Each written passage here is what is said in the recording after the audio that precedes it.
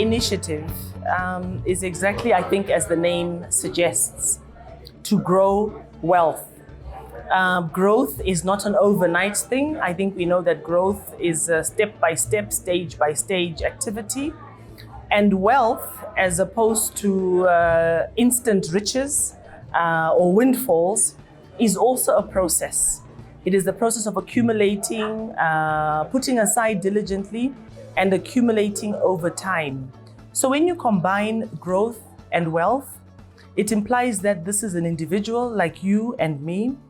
putting money away consistently in a safe investment vehicle, managed by professionals, and looking forward in the long run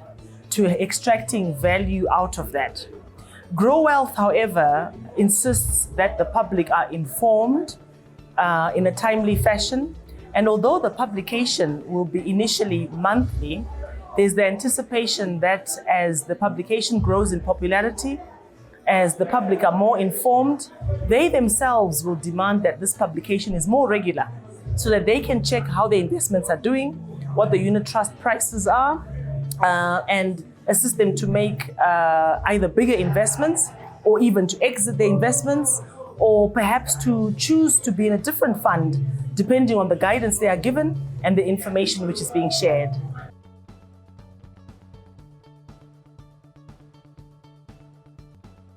Well, GroWealth, I think, is a great initiative for members of the public because it's actually designed not for the fund managers or the administrators of the various funds, but for you and I, for people who need information which is non-technical and information which empowers and enables the person in the street to make decisions, hopefully on small amounts of money,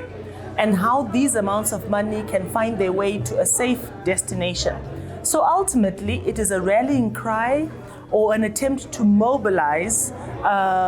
small investors, small in terms of the amounts which they'll make available to a fund manager who will put or pool all the resources and ensure that the investments made work best and work hardest for the person who has a particular investment profile.